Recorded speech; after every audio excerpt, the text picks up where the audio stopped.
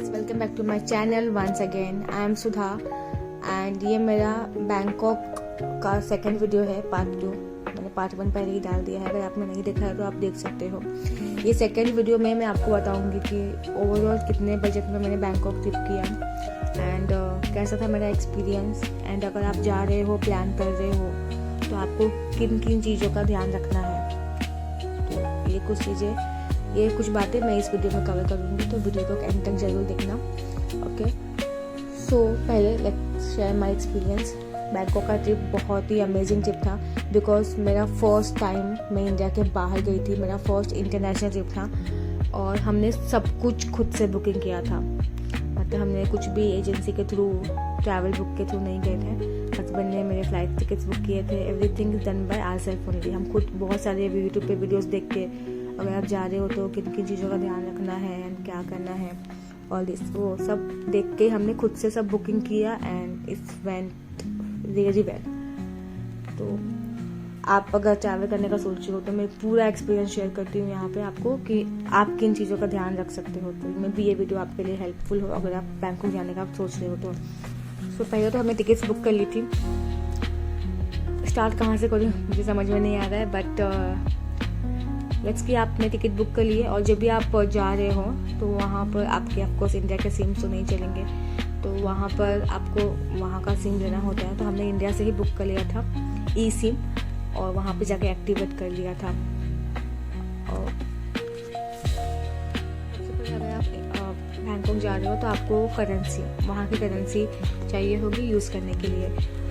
तो करेंसी के लिए मैंने डॉलर लेके गई थी और वहाँ पर एक्सचेंज किया था, बट मेक श्योर करना आप एयरपोर्ट पे एक्सचेंज मत करना, बिकॉज एयरपोर्ट पे वैल्यू बहुत कम मिलेगी आपको $1 की। वैसे इंडियन रुपीज़ की भी है, बट अगर आप मार्केट में करते हो सिटी में तो वहाँ पर जैसे कि मुझे, अगर मैं एयरपोर्ट से $1 एक्सचेंज करती तो मुझे 29 और 30 बात मिलते हैं। $1 इक्वल टू 30 बात। बट अगर मैं मार्केट से करा रही थी तो मुझे $1 इक्वल टू 32 बात मिले थे मुझे। तो मैंने बाहर वहीं पर से कराया था। एंड पहले तो मैंने एक जगह पे कराया था जहाँ पर मुझे $1 इक्वल टू 31 बात .29 मिले थे। बट फिर आगे और भी देखा, यहाँ पे भी एक्सचेंज होता है, तो हमने वहाँ पे रेट्स ज़्यादा थे। तो आपको वो जगह देखनी होगी कि जहाँ पर आपको $1 मतलब रेट्स कहाँ पर ज़्यादा है, क्योंकि हर जगह वो डिफर होता है। तो वो एक चीज़ आप ध्यान में रख सकते हो। एंड सेकेंड, लैंग्वेज का उधर बहुत प्रॉब्लम है। लाइक वहाँ के लोगों को इंग्लिश भी ठीक से नहीं आती, उनके एक्सेंट भी आपको अंडरस्टैंड करने में थोड़ा प्रॉब्लम, बस मुझे तो हो रहे थे। तो लैंग्वेज वहाँ पर एक ऐप आता है जिससे आप ट्रांसलेट कर सकते हो और उनको एक्सप्लेन कर सकते हो। एंड अगर आप बैंकॉक में हो या फुकेट में हो, कहीं पे भी हो, तो आप अगर वेजिटेरियन हो तो आप इंडियन रेस्टोरेंट ही देखना, वहीं पे खाना खाना। बिकॉज खाना वहाँ का खाना इंडियंस के लिए खाना थोड़ा सा डिफ़िकल्ट है, बिकॉज कोई स्पाइसेस नहीं होते हैं। In short I can say salt भी नहीं होता है उनके खाने में। Fully boiled and semi boiled foods वो खाते हैं। तो इंडियन रेस्टोरेंट ही है और एक 7-Eleven करके है वहाँ पे, जहाँ पर आप विजिट कर सकते हो और वहाँ पर आप खाना खा सकते हो। तो फूड के लिए है। एंड अगर आप Bangkok to Phuket by flight जा रहे हो तो फ्लाइट में आपको ध्यान रखना है, क्योंकि इंडिया से बैंकॉक के लिए आपको 40 kg लगेज मिल जाएगा, मतलब per person 20 kg to 25 kg। But Bangkok to Phuket के लिए आपको लगेज वहाँ पर एक्स्ट्रा लेना होता है। एंड तो वो चीज़ का आपको ध्यान रखना है कि अगर आप मुंबई टू या इंडिया टू बैंकॉक जा रहे हो और बैंकॉक टू फुकेट जा रहे हो तो लगेज का थोड़ा इशू हो सकता है। तो आप लगेज का थोड़ा प्रॉपर करके जाना, क्योंकि मेरा थोड़ा सा इशू हो गया था लगेज में, बट फिर हमने वो सॉल्व किया। और एक इम्पॉर्टेंट चीज़ जो आपको मैं बता देती हूँ कि अगर आप शॉपिंग कर रहे हो वहाँ पे, तो टूरिस्ट के लिए वहाँ की गवर्नमेंट वैट रिफंड दे देती है। तो आप जहाँ पर भी वैट पे कर रहे हो वो आपको रिफंड मिल जाएगा।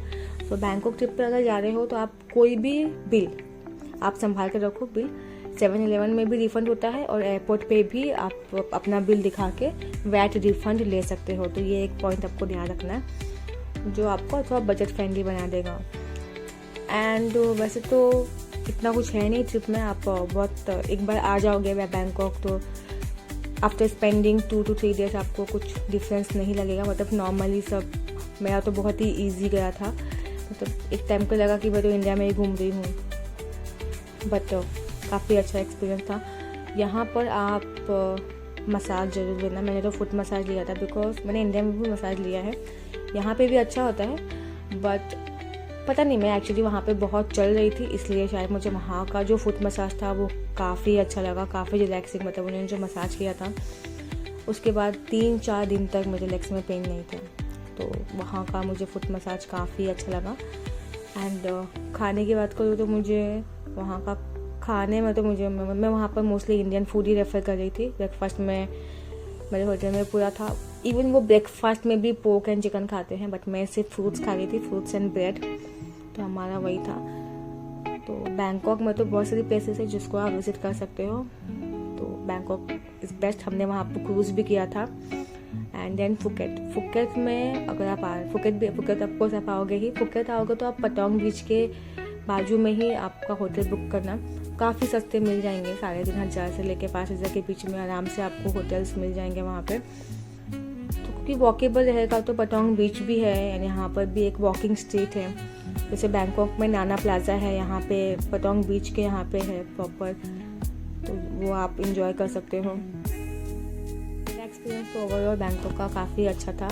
फूड को छोड़ के बाकी और कोई दिक्कत नहीं हुई मुझे, सिर्फ खाने में थोड़ा प्रॉब्लम हो रहा था, but that's okay. After 3 days में वहाँ के खाने से भी थोड़ा यूज टू हो गई थी। आई स्टार्टेड ईटिंग थोड़ा सा वहाँ का खाना भी, बट वहाँ के जो व्यूज़ थे, जो बीचेस थे, हम लोग फीफी आइलैंड गए थे वहाँ से, फिर मायामी बीच तो बहुत ही ब्यूटीफुल बीच है, बट वहाँ पे कुछ भी करना अलाउ नहीं है, यू कांट स्विम देयर, मतलब काफ़ी रिस्ट्रिक्टेड किया है। वहाँ पर गार्ड्स होते हैं।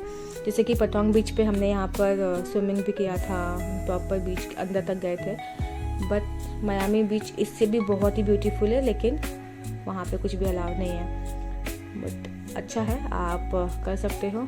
और एक चीज़, अगर आप फीफी आइलैंड के लिए वहाँ पे बुक करना होता है स्पीड बोट, तो स्पीड बोट अगर आप जो बीच के एरिया में जो उनका है सेंटर, वहाँ से अगर आप बुक करते हो तो आपको कुछ 2,000 बात या 1,500 बात बोलेंगे। बाहर आपको 2,500 to 3,000 बात भी बोलेंगे। तो जो स्पीड बोट का है आपको आराम से 2,000 बात के अंदर ही आ जाएगा। तो वो चीज़ का भी आपको ध्यान रखना है कि अगर आप फीफी आइलैंड के लिए बुक कर रहे हो तो 1,500 से 2,000 बात में आपको बुकिंग मिल जानी चाहिए। उससे ज़्यादा कोई बोल रहा है तो you have to search another one.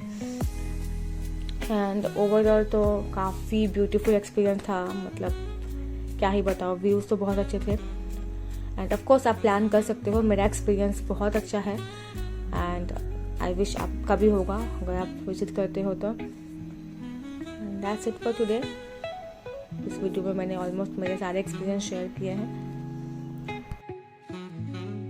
So thank you so much for watching this video and take care, bye bye.